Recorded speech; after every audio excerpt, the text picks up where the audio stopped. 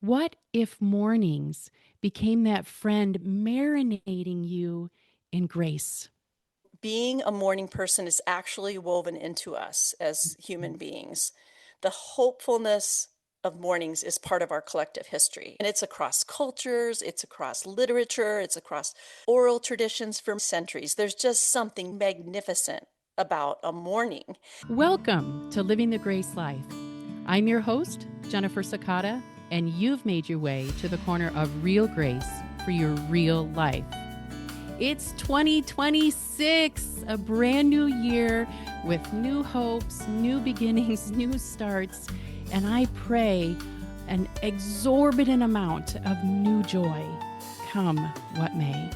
But like freshly fallen snow, especially for those of you living in colder climates like we do in both of our homes, the beauty and sparkle of a new year quickly melts into slush and exhaust-colored grossness, right?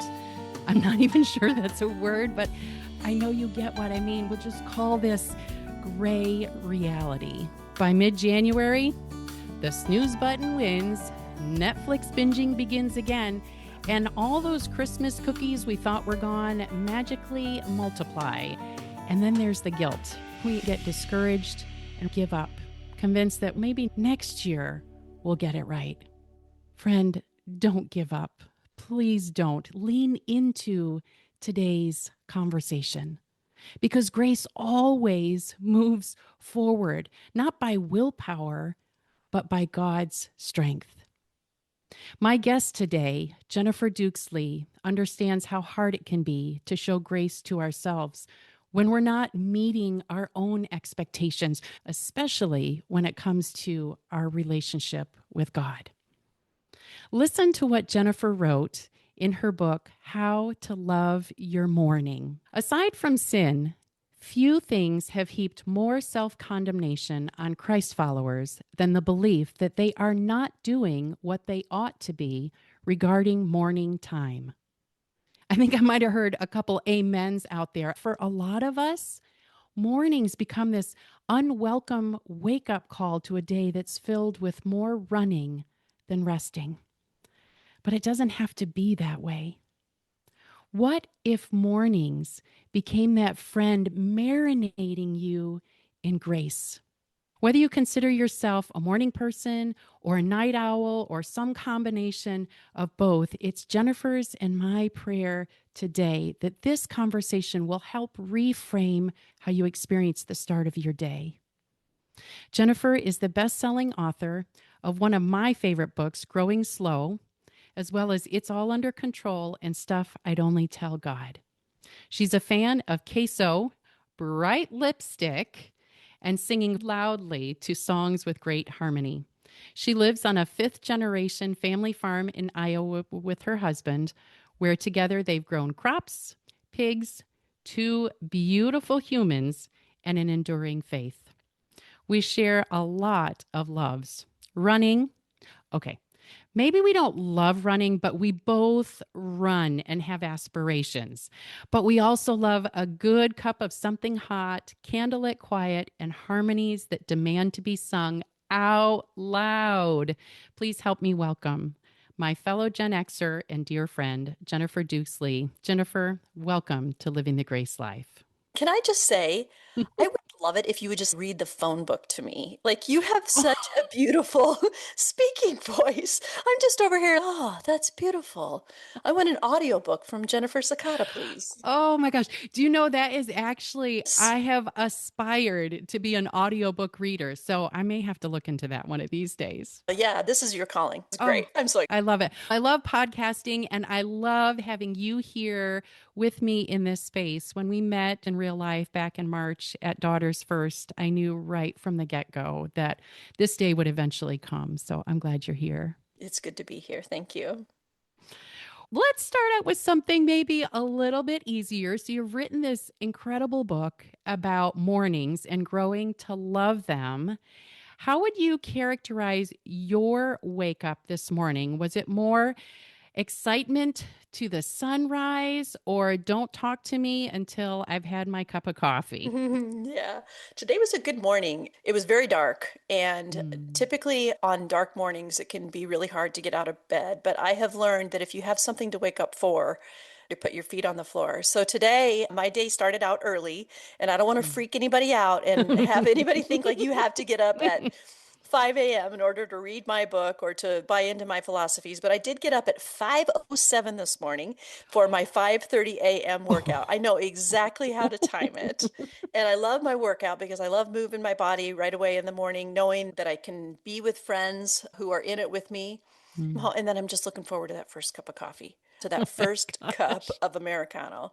And this morning I read the Bible recap and Oh, yeah. I lit a candle and I read a couple chapters of Daniel. And then for my prayer time today, I actually read from the Common Book of Prayer. My daughter got that Nice. particular version of it for me when she was in England. She had joined the Church of England. And so that particular book of prayers is very important to her. So sometimes I like to just pray from the heart. A lot of times, most of the time, probably, I like to just pray from the heart. But sometimes there's something really special about borrowing the ancient prayers of other people, Yeah. knowing that they have been prayed over and over again. So my day started out really well. And that meant that by 7:30, 8 o'clock this morning, I was ready to run. I was ready to do the things that God has called me to do. Oh my goodness. By 7 o'clock this morning. Now, there are people listening right now who are thinking, she did all that in less than 2 hours. Let me just give you a little heads up of where we're going, listener. I promise you that what Jennifer and I are about to talk about is a warm invitation. I fully believe and trust you will want to say yes to. Jennifer, tell us a little bit more about yourself and really the heart behind your work. Yeah, I grew up in a little town in Iowa called Marathon, Iowa. It was such a small town. It's Oh, funny, I think, because that's I the was always, running. yeah, and it's like I've always been in a sprint since I was a kid, just get Mm, things done, move, rush. And I wanted to rush right on out of that town. Went to college, met my husband. I had a career in the news business for many years, and I was running a lot. It was a fast-paced time of my life, but it was also very purpose mm, filled. I enjoyed the work quite a bit.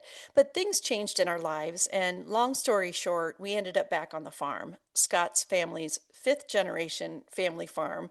Like a place that I was like, I'm never going to move back to small town, let alone a farm. But here we are, 20 some years later, and we've raised our kids on this farm. We've raised, as you mentioned, pigs on this farm and crops on mm, this farm. And this is really where the Lord grew our faith. I came here, I was at the very beginning of my faith journey and making the faith that I grew up with my own. I was agnostic. I don't even know what you would call me at the time. I wanted to believe. I just couldn't intellectually mm. buy into the stories in the Bible. They just didn't seem to match Yeah, logical thinking. yeah. So it was when we came to the farm and the things that were happening on the farm matched the things that were happening in my heart. God was planting seeds and growing things. And this is where a whole ministry was born. I went from being a news reporter to a good news reporter. Oh, And I I didn't even love imagine that. that. I started blogging in 2009 to Mm, books in 2014, and I've been writing books and traveling around North America for the last 15 years, speaking about God's grace and His goodness. And Jennifer Dukes Lee, news reporter, would have never yeah. imagined this life, but God takes us on these detours, and in those detours is where He often grows our faith. I appreciate you sharing that because it would be tempting to think that you didn't have any struggles, everything was easy for you. She's always been close knit with God. Mm, But that's not that's always not been true. true. Your story, I believe, gives a lot of people permission to enter that space of doubt. I'm not sure if everything I've been told and taught to believe is what it is. And Hmm. yet you turned that over to God and allowed Him Hmm. to speak His truth in a way that began to till that soil and grow That's something exactly right. else. Yeah, it used to Yeah. feel like a curse to have that level of doubt. It used to feel so dark that I would never Mm, emerge from something. It used to feel like death ended with a grave only and that there was nothing after that. It was really morbid and and sad and dark time, and it felt also very shameful because again, mm, I was in a Christian home and went to church and didn't feel like something I wanted to talk to the pastor about. I don't know if I believe anything you're saying up in the pulpit these days. Mhm. That's not the most comfortable thing to admit. And now I do see it as a gift, a weird, unexpected, but beautiful gift to have gone through doubt because I am able to use that experience to understand the hard things that people go through when they're not sure that they can trust God. I think I want to sit there for just a moment because there are people listening right now who are sitting where you were all those years ago.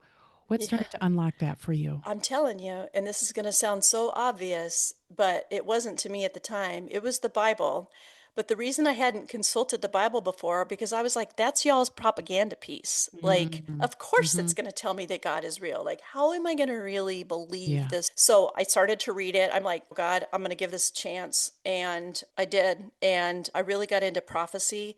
And I'm like, if that many hundreds of years before Jesus came, like just very specific things that really triggered Mm-hmm. something in me.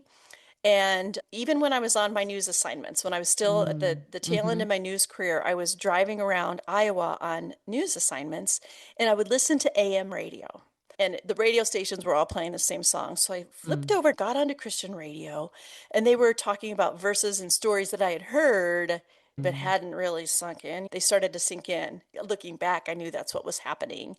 At the end of some of these radio programs, they'd have kind of an altar call, and they'd be like, "If you want to know the Lord, here's a prayer that you can pray." So I would do that, and I'd be like, "Am I supposed to feel different now?" In your car In my as you're car driving as along. I'm driving I along. love And that. I'd be on another news assignment a few weeks later, driving a part of rural Iowa, and the same sort of thing would happen. I would never be able to tell you, like, here's the moment I was saved. This was the date, this was the time, this was the experience. But it was just this whole body of God's work, to Mm. put it in one way, that he was just building something in me and never gave up on me, dropping little breadcrumbs in front of me. And I just kept picking them up.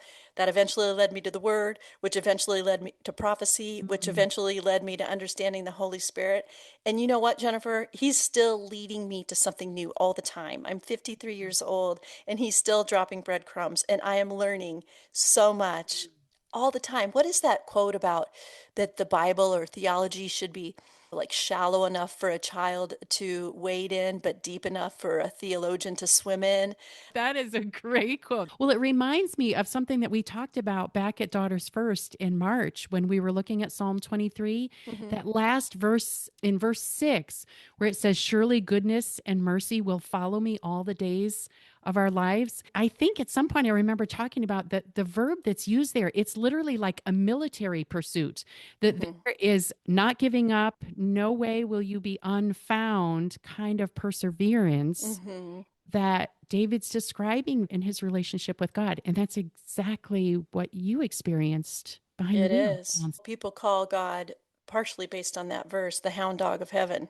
Yes. Because that is such a relief, I think, to people in a lot of different spaces to Yeah. understand, whether it's themselves, knowing that God is constantly in pursuit, that he doesn't back away if they've done something Mm, wrong or skipped their quiet time for a week. It's also really helpful to remember for those people that we love, that yeah. feel God is in pursuit of them too. The hound dog of heaven is in pursuit.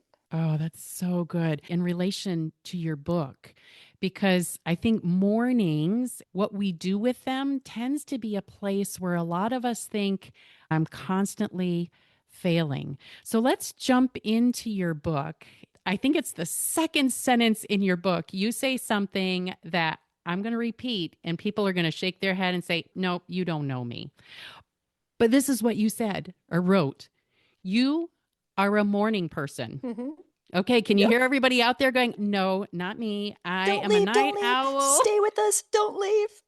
Exactly. Don't go to the other side. Don't go to the dark side, only it's the very bright side first thing of the day. You define morning person not by the hours on a clock, Hmm. but by something very different. Why don't you Hmm. help us understand Yeah. what you mean by morning person and how does that impact how we live our day? So I think morning person has become a term used for the time you wake up. We Mm. forget that it's really about how we wake up, and we forget, and this is the most important part of all, that being a morning person is actually woven into us as human beings. The hopefulness of mornings is part of our collective history. You've probably had a parent or a friend or somebody say to you at some point, you know what, everything is going to be better in the morning. And maybe Yes. you probably said that to somebody else. It's more than a comforting phrase. It's like this timeless Mm. truth that we tend to believe about things. And it's across cultures, it's across literature, it's across oral traditions for many centuries. There's just something magnificent about a morning. But the thing Mm. is, it's even bigger and truer and more expansive with God. God Mm. is the original morning person. Wait, wait, wait, wait, wait. You Hmm. need to help us understand what you mean by that. Yeah. Okay. That's I'm so cool. excited. I Yeah. love So that. when I started writing this book, I'm a bit of a Bible nerd. So when I started writing this book, I decided I am going to study every single morning in Scripture. Mm. And there are more than 200 of them. What I found really blew my mind because the Bible offers us a lens through which we can see the faithfulness of God. We see Mm. a God who seems to have a soft spot for mornings. We see a God who envisions a kind of morning for us that isn't just a shift in time, like from nighttime to daytime. It Mm. is an invitation into hopefulness. And if you know Lamentations 3 Oh, 22 to 23, you know yes. it's true because of the Lord's great love. We are not consumed, for his compassions never fail. They are new Every every morning. morning. Your faithfulness. And so, God is a everything will be Mm. better in the morning kind of God. Like just sleep on it and things are going to be better tomorrow. Trust that I'm going to be with you in the morning, sure as the sun rises on the eastern Mm. horizon. When I began to study the scriptures and read all the mornings, I was blown away by the fact, first of all, that the very first thing that God created on earth was a morning when he said these words, "Let there be Oh, light." And yes. then at the very end of scriptures, we don't have any more night. We have a forever morning lit up by Jesus, known as the Mm. bright morning star. The crux of our whole faith, it hinges on a morning in a garden when Jesus was Mm. resurrected from a Oh, grave. And yes. in between, there are all these spectacular mornings. Abraham getting up early in the morning, Nehemiah and the people restoring Jerusalem, doing the work early in the morning, the walls of Jericho falling because people got up every morning to do the work. The risen Christ, what does he do? He could have done anything after he'd Mm-hmm. risen, but he's, you know what? This morning I'm going to go to a beach and I'm going to make breakfast for my buddies. And I'm going to have an act of restoration in that Mm. morning for Mm. Peter. And then there's hard mornings too. Like Jesus was crucified at 9 a.m. Mm-hmm. on a Mm. morning. Yeah. So the Bible, any kind of morning that you face, there is a morning in the Bible that God has for you to help you understand his morningness, so to speak, Yeah. but to understand his faithfulness and his goodness and to help you have better days so that you can have a better, stronger life and faith. Oh, that's beautiful. Oh my goodness. There are several of those mornings that I think many of us are familiar with, but you just put together a beautiful tapestry of all these spaces of those begin again places, the start of Oh, a look at that. day. I love that. I love that. And I think you describe mornings as do overs every single day. Hmm. And that's how we talk about grace, that grace, it's a do over. It's God's movement toward us that allows us to begin again. I want to talk a little bit. You talk about these morning archetypes, which I think are really important for us to hear because I think for some people, this is going to be that place where they move from, oh no, I'm not a morning person to maybe there's Hmm. something to how we wake up that's beyond the numbers on the clock. Yeah, so I found, I had hoped to find one way to do mornings, but it turns Mm. out that we're just too unique from Isn't that one from another wonderful? real thing. And that's where I landed on morning archetypes. Now, I could have called them morning personalities, but morning archetypes just carries an air of Oh, sophistication, I if you love ask it. me. We're It going to worked do for me. that. There's no, I just want to tell you before I get into these, there is no single archetype that is superior to another because there's going to be one Mm-hmm. of these that everybody's, oh, that's what I should be. But that's not true. Oh, Okay. good insight. Thank you for saying that. Yes, Absolutely. that's true. So, in no particular order, the four archetypes are the daybreak doer. So, this is a person who is ready to hit the ground running. They feel good when they have a clear idea of what's ahead for the day. They are generally most productive in the first hours of the day. They even like those morning tasks, whether it's like getting their to-do Yeah. list ready, tidying the house, whatever it happens Hmm. to be. So the next one is morning mover. Those are the people who really do get up at 5:07 every morning to go workouts, right?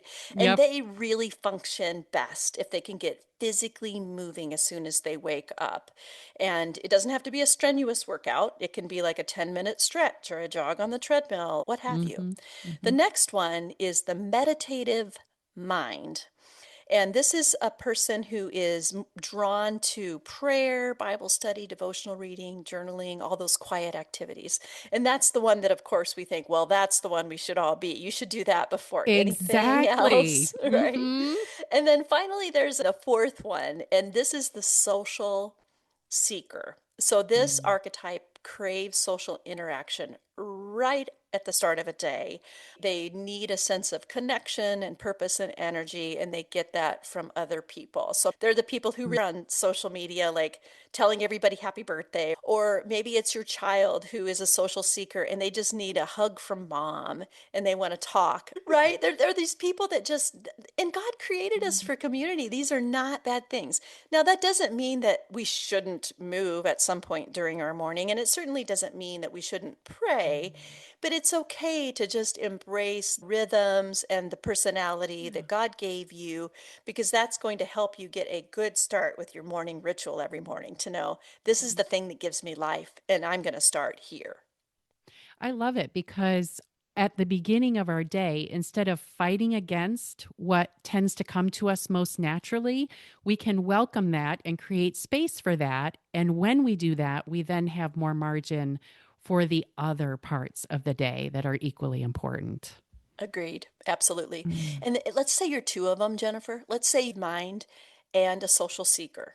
So maybe you're the kind of a person that has Bible study right away with your husband, or maybe you're on a text thread of, here's our verse for the day with a group of friends. And so you're combining those things. Or maybe you're a morning mover and a meditative mind. So I don't know about you, but I love listening to worship music when I'm moving. I I love, do too. you can combine these things and have a fuller experience of God every single morning. Mm. Oh, I love the freedom in that because I think as you were describing those, oh yeah, I'm a little of that, a little of that. I'm probably a combination of the morning mover and the meditative mind, both of those. I need to get moving right away. But I also, if I don't get into that quiet mind space, I find I start running through the day without even realizing it. So I love the freedom of kind of a mix and match, maybe a little bit of our morning archetypes. And that's a great word, by the way. Definitely keep that. Much better than personalities. That's overused anyway. So I love it. You have shared before that you have the gift of multiple struggles, which is what makes you so relatable. I absolutely love that about you. But why don't you talk with us about a hard morning Mm, when grace was hard to come by for you and how grace met you in an unexpected way? mm. The one that immediately comes to mind isn't a single morning, but it's a whole series of mornings. And that was the season in 2022 when my dad was on hospice. Mm. I spent many nights with my parents helping mom carry the weight of caring for dad. And all Yeah. of us siblings did. We all took turns doing that. But every morning felt like a hard morning. Every morning felt like one day closer to having to say goodbye, losing a little bit more of dad. Every morning was filled with things like making sure he got his meds, and the social worker was coming, and the hospice nurse was coming, and you're dealing with your own trials, and then you got kids at home that are going through Yeah. theirs, and also pre-grieving, so to speak, the loss of the grandparent. And in those moments, the way that grace met me was that I didn't have to have a picture perfect morning routine, Mm. that God was going to meet me right where I was. But it wasn't that I skipped out, so to speak. Like I knew more than ever that I needed to adopt the pieces that I speak about in How to Love Your Morning. I needed to take care of my body. That meant that Yeah. I needed to drink a lot of water and get enough sleep and fuel my body so that I could take good care of mom and dad, to take care of my spirit and my mind and my heart. And those things were done by prayer and Bible reading. But instead of spending 15, 20 minutes in the Word, I was clinging to single verses at a time, carrying them around in my pocket, Mm. breath prayers. What I found is that it's something that we all instinctively know, that God is always there, and He doesn't come in the measure that we spend time with Him. Oh, Well, Jennifer beautiful. spent an hour Mm. today, so I'm going to really show up for Oh, her today. beautiful. Yeah. In many ways, He showed up, or I was sensitive to His presence more than ever before. God's presence and certainly grace were Mm. present in all of those mornings. Yeah, that's really beautiful. I love the kindness I hear you gave to yourself, recognizing what it was that your body, your mind, your soul, and your spirit needed, which is also a beautiful representation of how you've laid out your book. Each section is the Shema prayer Hmm. about loving God with our body, mind, heart, and strength. Yeah, it starts with love the Lord your God with all of your heart, all of your soul, all of your mind, and all of your strength. So the heart and soul pieces are related to spiritual disciplines, the things that we think of as such as prayer, meditation, reading our Bibles.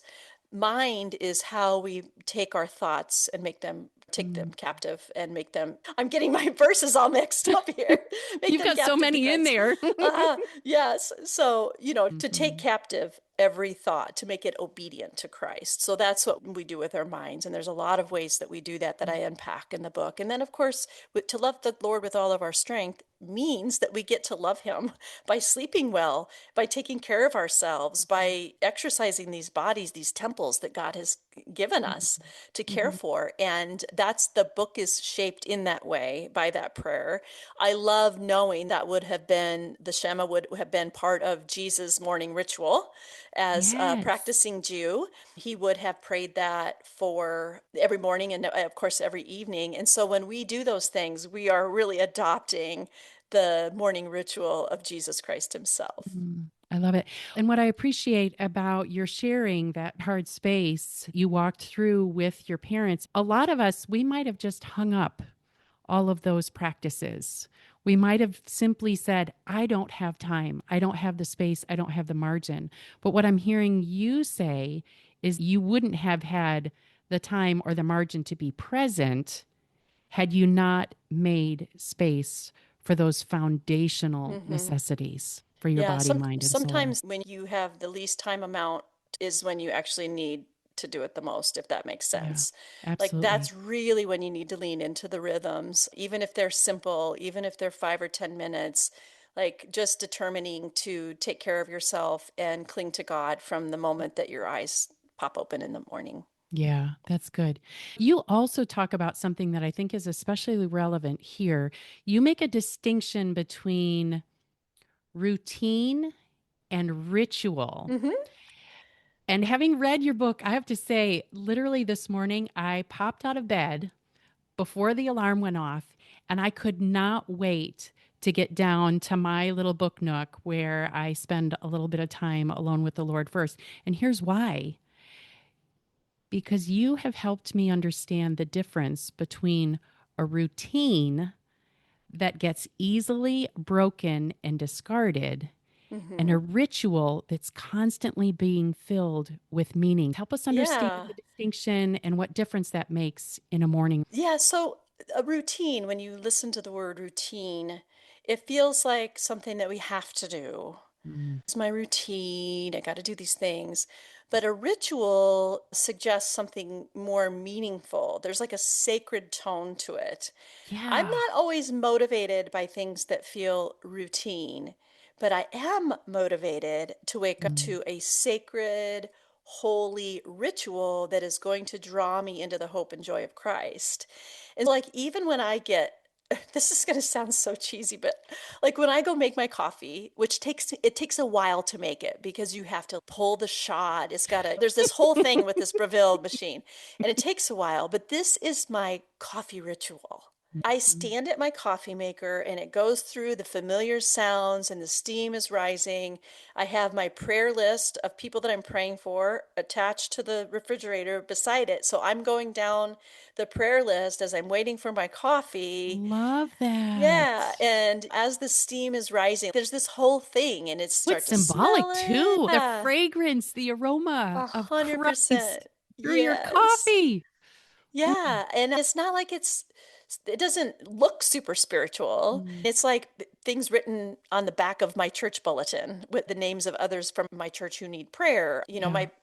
My hair is going in 10 different directions and my eyes are half closed and I'm still in my pajamas. It Mm. doesn't look pretty, but it's still, to me, it's very sacred because this is my morning coffee ritual.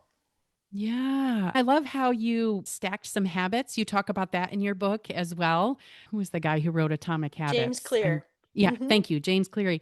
But you're taking part of your ritual and adding into that ritual another habit that you want to keep feeding instead of, okay, I'm going to make my coffee and then in 10 minutes I'm going to pray for all these people. You're putting them all together. That's that sacred space. I love Yeah. that. Yep, Oh, just keep that's stacking. beautiful. So wake up, Mm. say a breath prayer, put my feet on the floor, if I'm not working out some mornings, it's just like straight to the coffee. Mm. Pray, grab cup, sit at the coffee table, light a candle, read. And like it just does become a really sacred ritual that keeps me grounded. What have been some of your favorite, as you call them, soul keeping morning rituals that our listeners might like to try? Yeah, certainly. I think the one that I just mentioned is super easy to do. I don't know about you, but there have been times in my life where I said, I'm going to pray for you. It just skips, like Yeah. flies out of my mind. Yep. So always write it down. And I know that at least one time a day, I am praying for that person. Another practice is really these breath prayers that you may have heard of, which are Yes. simple prayers that you can pray before you grab your phone, before anything else. Oh, In that's good. Christ, yeah, in Christ alone, inhale, exhale, my hope is found. It's a very calming ritual of prayer that sets the Mm, tone for love the that. day. So those would be a few. It depends on what your archetype is, but I think finding ways to incorporate the other ones because God made us. Mm. So Yeah. maybe right now you don't think you're a morning mover because you don't go run a 5K every morning, but you can do morning stretches. You can do push ups against your kitchen island. You can go for a walk around the Hmm. block. You can pull up a 10-minute workout on YouTube. These simple little things to Yeah. get your blood flowing and to help just liven your experience and your energy right away in the morning. I think you're also addressing an important piece of the puzzle, which is we tend to have this expectation that if this is going to count, then I have to do this for an hour or 30 Right. minutes. But what you're saying is it might be 5 minutes. So talk to that mom who literally she feels like all she has is 5 minutes in a day to spend with the Lord. What might it look like for her to begin a ritual that is meaningful and life giving when margins of Mm. time feel really tiny? Or a person who's caregiving, like you were with your dad, whatever season of life they're in, and there just doesn't seem much available. Yeah, that's a great question. So, perfect timing for us, Jennifer, and those moms out there that you're talking about, or anybody who's really tight for time. I have something called a 5-minute quiet time template. So Love it. I would definitely start there. It's specifically made for the quiet time part of the day because we don't want to skip that. Yeah. We really need to plug into God right away. So in this quiet time template, which I would love to give to your listeners for free, it's just like a download, super Oh, that's easy. great. Yeah, Thank it's you. you read for 1 minute a scripture, and I give some ideas on what you could read. You reflect for 1 minute, what stands out to me from this verse, and you write that down on the sheet. You respond in prayer, and you respond, God, thank you Mm, for, and God, I need help with.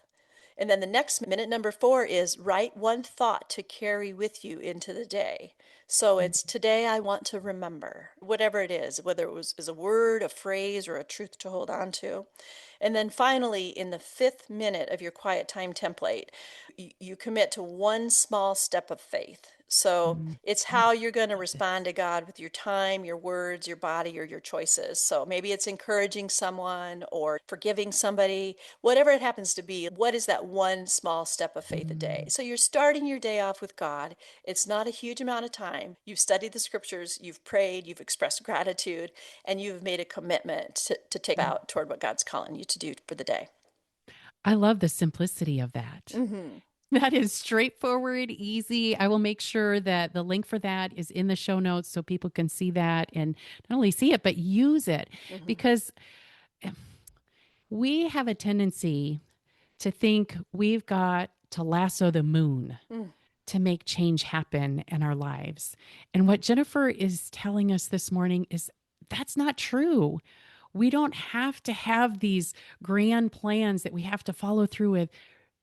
What it requires of us is a decision to see ourselves differently, to see God differently, and then to see the possibility that He's laying in front of us, literally 1 minute at a time.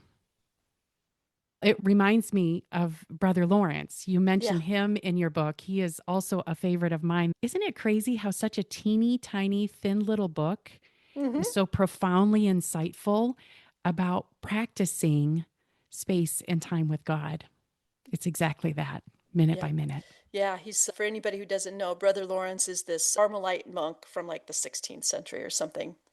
And he worked in the kitchen like a lot of us do every Like a day. lot of us moms. And he had said this thing about, I am as near to God among the clatter of the pots and pans in the kitchen as I am to him at the Holy Sacrament.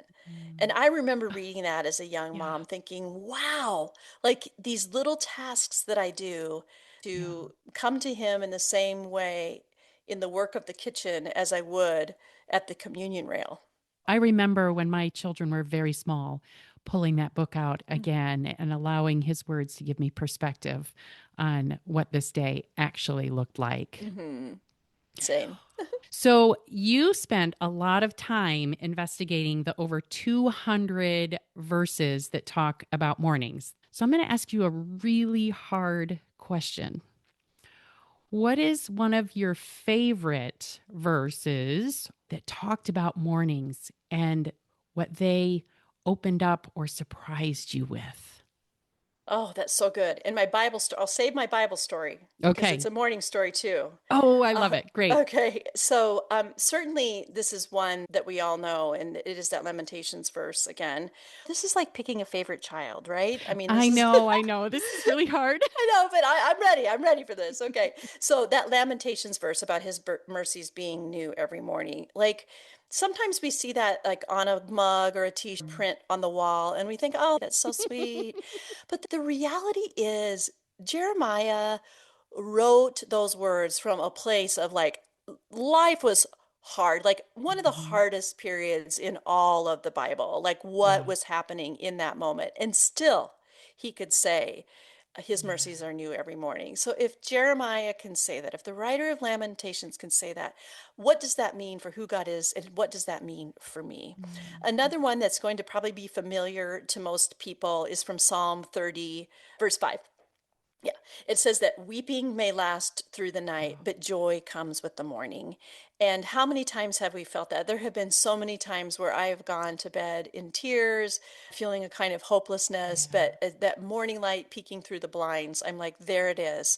And it might not feel like full on joy, I'm going to Mhm. dance in the street, but it's a reminder that with the light of the day comes the light of Christ. And that Mm. means that joy has come in the morning for me. So that's one.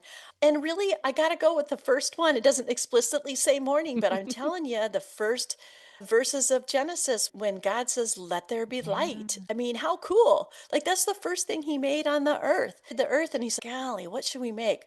You know what? I think I'm going to make a morning. So I if that love was that. so I've important, never and noticed that before. I didn't either Yeah, that until is I so started. cool. And so I think just having that always in the front of our minds, like God, it Mhm. was so intentional about giving us light. He didn't need it to do the making Mm. the world. He didn't have to see. He did that for us. So that's just a pretty cool verse to me too. I love it. And you alluded to, I do usually ask my guests about a grace grounding Bible story. And I know Mhm. you have a great one. I shouldn't say that because they're all great stories. Yeah, they That's like are. having the favorite kid, but take us there. All right, so this one, I got so tickled when I discovered this morning story. I had read it before, but I had kind of like ran past. Have you ever done that before? Oh, yeah, many Yeah, times. Like, how right. did I not see that in Yeah, 54 right. years? So this is a story in First Kings 17, and I got so tickled by it that I even have little smiley faces in the Oh, margins of my. I It want to see your happened. Bible. The next time I see you in real life, let's just page through each other's Well, Bibles. all of the mornings are highlighted, I'm sure including they this are. one. So the short lead up here is that Elijah has had a rough go of it, and he's just, I don't want to live anymore, and blah. I mean, he's just Mhm. like down and out. You know that story? I know this story. Okay. Yes. God decides the dude needs some Mm. food, right? Yeah. He decides I'm going to feed him breakfast in the morning. So in the Yeah. morning, here they come, ravens. The food is Mhm. delivered by ravens. It's like the world's first DoorDash. And That's every awesome. morning and also at night, but we're focusing on the mornings here. Yes. Those birds showed up with bread and meat Mm. right on schedule, but it was borderline scandalous that ravens Mm. would deliver this because were considered unclean birds according to Leviticus. So Oh. that is kind of wild to me. Elijah was eating the bird, but he was Hmm. allowing, God was allowing a raven to deliver it. And I don't know about you, but for me, that's proof that God is working through Oh, really yes. unlikely means that defy conventional expectations. It's a reminder to me that God Mm. is running the show and he can use whatever means necessary to care for me every morning, whatever it is. He's going to get creative. And so oftentimes when I am needing his provision, when I am needing his direction, when I'm needing him to take care of me, I'll pray simply, Lord, send the ravens. Like whatever Mm. it is, send the ravens, be as creative as you want to be. I'll be on the lookout. Mm. Thank you in advance for providing for me. Mm. I love that last bit that you just said too. Lord, I'll be on the lookout. Yeah. That we would live with the expectation that God is going to send the ravens. I'm not sure I'm ever going to look at a raven quite the same again. And it's such a gracious image, again, of where we started in the beginning of the conversation, that pursuit of God that doesn't give up. I love that. That's beautiful. Thank you so much. I have been asking about a go to grace song for when grace is hard to come by. I'm going to put together a playlist of all my guests' favorites, and I would love to hear yours and why it grounds you in grace. Yeah. I knew you were going to ask that question. And I'm like, how do I pick one? And, That's but true. my, That's a hard it question. is, but it's a great question. And I want that playlist, by the way. You Um, bet. but my mind immediately hopped back to that period of time when God was grabbing hold of my heart. And so those tend to be my go-to songs now because they're a reminder that God's grace was coming after me in a Mm. really powerful way, even when I wasn't totally aware of it. And there was a bunch of old school songs that still mean a lot to me. Stuff from like Sarah Groves and Rich Mullins and Oh, Phillips, Craig and yes. Dean. And so those tend Yes. to be Mm. my songs. And I'm like, but I gotta pick one. And the one that came to mind, it fits perfectly. It's called Your Grace Still Amazes Me, and it's by Phillips, Craig, and Dean. And there's this line that says, "Your grace still amazes me. Your love still a mystery each day. I fall on my knees. Your grace still amazes me.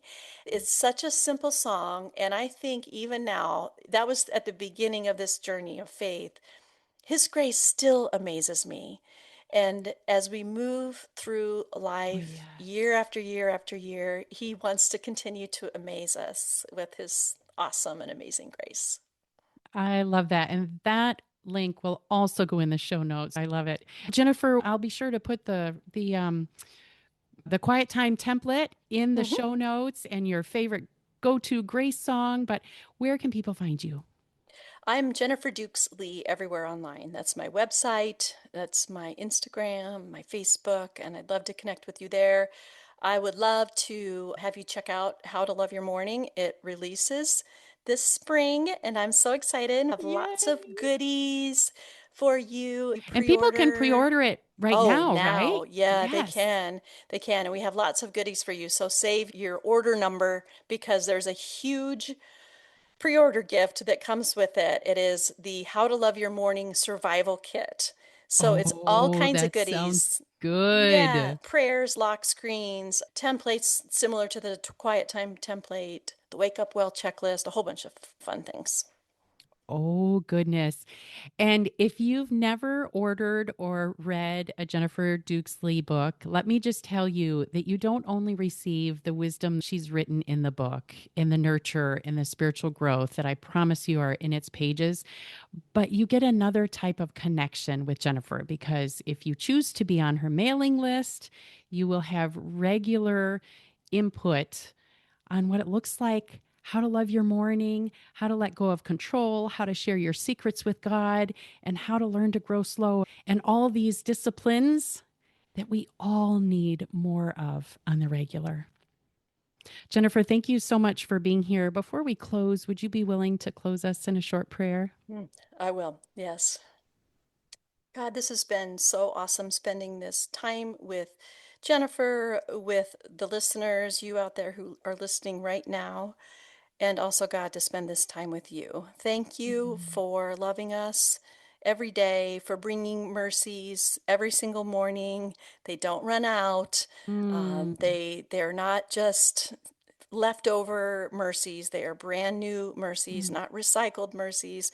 Help us to be on the lookout for those, Lord, and that we know that sometimes that weeping is going to come in the night, that things are going to be hard, but you promise that joy is going to come in the morning, and we pray for that joy to come in the Mm. morning of mornings ahead for each one of us. And Lord, as we're waiting for you to show up and do amazing things in our lives, I just pray this one last prayer, and that is, Lord, send the ravens.